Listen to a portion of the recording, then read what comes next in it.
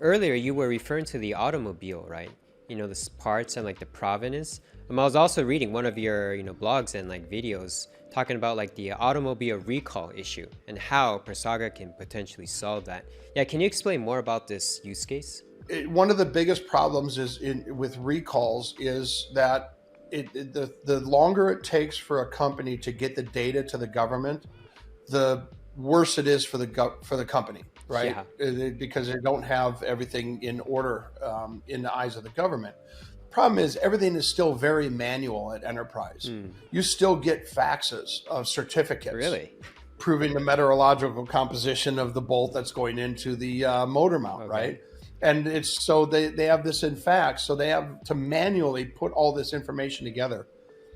What we solve there, because of the composability through everything, every single individual car that somebody owns, we know all full ancestry, where everything came from that's part of that makes up that car, all parts, all assemblies, all certificates proving, all vendors, that the suppliers all the way down to raw material.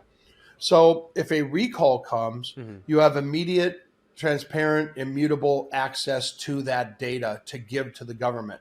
So solving a problem of, first of all, if one of the problem statements in the demo that we did for Bosch Engineering was they wanted to know if they received a part that didn't meet spec, that they would be alerted to it, so they would not put that part in the vehicle.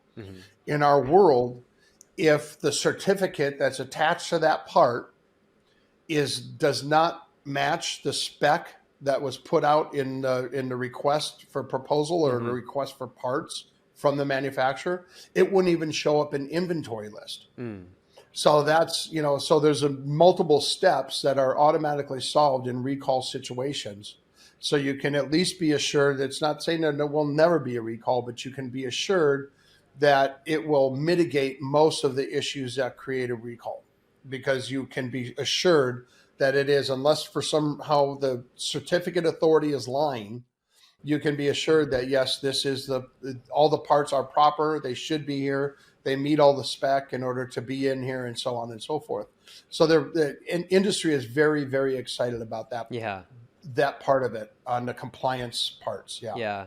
And then let's say, from the user's perspective, back to the car example. Okay, I have a car made up of thousands of individual parts. Each part is tracked, on PraSaga blockchain, right?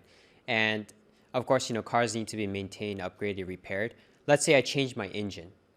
Basically, the engine inside my smart asset changed, so I'm still able to track this as like one smart asset, but even the individual pieces inside.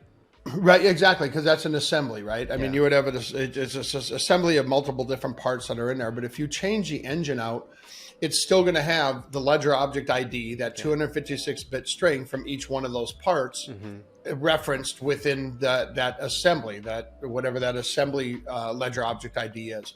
And when that goes into the vehicle, it's recorded on the blockchain that this is the new motor or engine that's in the vehicle. Right. The old engine is no longer in that vehicle, and that old engine LOID can be, I don't know what exactly would happen to it. It's just saved, it's recorded. Yeah. So you always know it's there, but you don't necessarily need to keep the state of it anymore on the blockchain, because it's no longer a valid unit. And we call it account containment tree.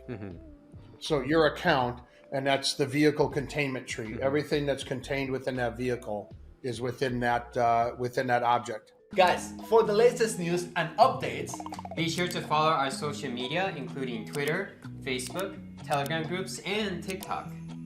there you go, follow us. Links down below.